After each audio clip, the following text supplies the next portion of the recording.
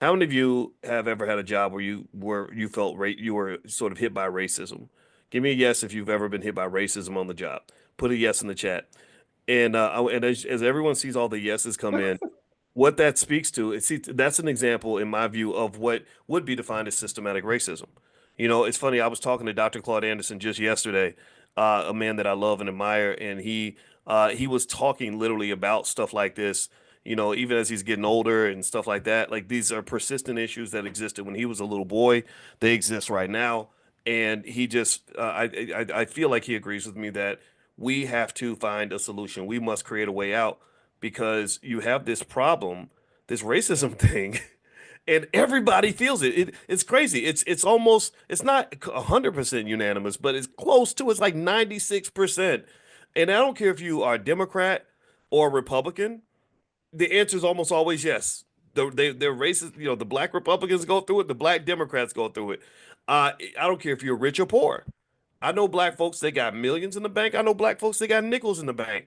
They go through it. They all, you hear some black corporate executives, who are like, oh, these white folks and what they do, and it's crazy, right? I don't care if you have a lot of education or a little education.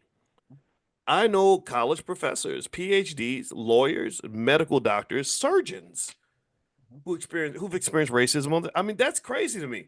That's systematic. Systematic is something that involves damn near everybody. It's like when it rains on a city, everybody who's standing outside without an umbrella is gonna get wet.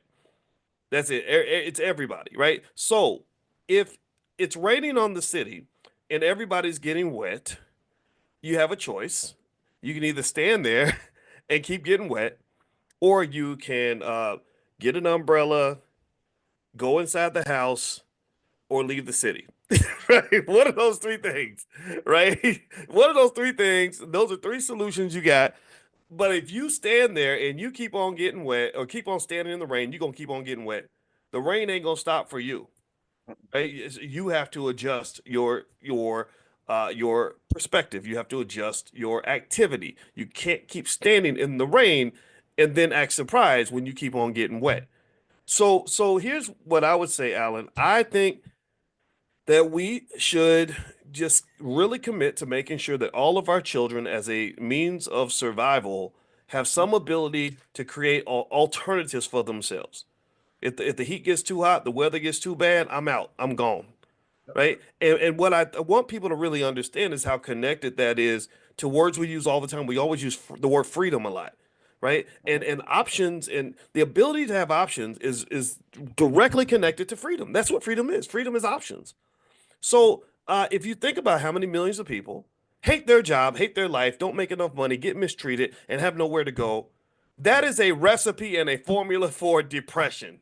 That is a Yeah. textbook formula for. I told y'all about the study with the rats. Have you ever heard the study about the rats, Alan? Yeah. Where they had the rats and they put them in the cage and they were getting shocked and they were in a lot of pain, but they didn't have any options. Yep. And the rats became depressed. They measured the Yep. serotonin in their brains. The rats were like, "Damn, I ain't nothing I can do. I'm in the trap." The rats were in the trap, and Yeah. so when we allow people to trick us into a mindset that tells us that there's nothing we can do, except maybe hope that white folks decide to stop being white. No disrespect to white folks. I don't hate nobody, but seriously, y'all know what it is. This is America, right? That's not a very good solution. So here's what I'm gonna throw at you, Alan. I'd like for you to address it. I'm into specific solutions